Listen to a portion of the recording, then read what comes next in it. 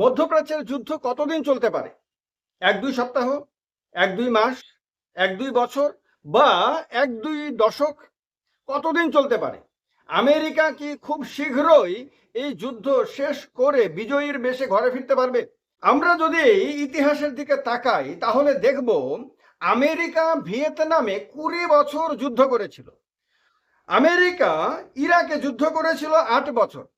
America আফগানিস্তানে যুদ্ধ করেছিল 20 বছর। এবার এই তিনটি যুদ্ধের কোনোটিতেই আমেরিকা বিজয়ী হতে পারেনি। এই তিনটি যুদ্ধের কোনোটিরই কোনো সুখদায়ক ফল বেরিয়ে আসেনি। এই যে যুদ্ধ আপনার ইসরায়েল এবং আমেরিকা ইরানের ওপর আক্রমণের মধ্য দিয়ে 28শে ফেব্রুয়ারি সকালবেলা শুরু করেছে, এই যুদ্ধ খুব শীঘ্রই শেষ হওয়ার কোনো সম্ভাবনা দেখা যাচ্ছে না। প্রথম দিকে ডোনাল্ড ট্রাম্প মনে করেছিলেন যে যুদ্ধ কয়েক সপ্তাহের মধ্যে শেষ করে ফেলা যায়।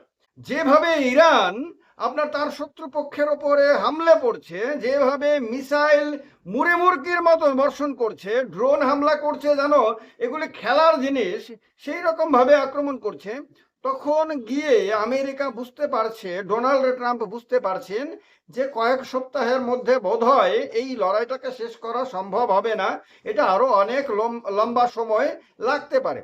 ইরানের পেছনে সারা দুনিয়া বুঝতে পারছে যে চীন রয়েছে, রাশিয়া রয়েছে। চীন তাকে সাপোর্ট দিচ্ছে বলে সারা পৃথিবী মনে করছে।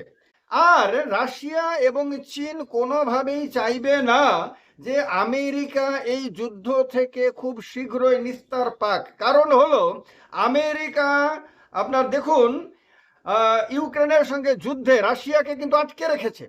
রাশিয়া এখনো ইউক্রেনের বিরুদ্ধে যুদ্ধে জয়লাভ করতে পারেনি। কেন? কারণ হলো ক্রমাগত ইউক্রেনের কাছে ন্যাটো থেকে, আমেরিকা থেকে আপনার সাপোর্ট আসছে। আর সেই সাপোর্টের ভিত্তিতে ইউক্রেন আপনার মানে এমন ব্যতিব্যস্ত করে রেখেছে রাশিয়াকে যে রাশিয়ারও ধারণা একেবারে ভেঙে চুরমার হয়ে গেছে। রাশিয়াও ভেবেছিল শুরুতে যে ইউক্রেনকে নষ্ট করতে মাত্র কয়েকদিন লাগবে, কয়েক সপ্তাহ না, কয়েক দিনের মধ্যেই ইউক্রেনকে সে কুপঘাত করে দিতে পারবে।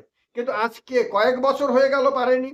তাহলে এবার রাশিয়ার কাছে একটা সুযোগ এসেছে যে আমেরিকাকে আটকানোর। আমেরিকা আটকে গেছে, নিজে থেকে এসে আটকে ধরা পড়েছে। এবার এই যে অবস্থা, এই অবস্থা থেকে আমেরিকা যাতে বেরোতে না পারে তার জন্য তারা ইরানকে সাপোর্ট দেওয়া শুরু করেছে। এবং ইরান সেই সাপোর্টের ভিত্তিতে, যেটা অনুভব করছে সারা পৃথিবীর মানুষ, ইরান সেই সাপোর্টের ভিত্তিতে ব্যাপকভাবে আপনার ধ্বংসলীলা চালিয়েছে মধ্যপ্রাচ্য জুড়ে।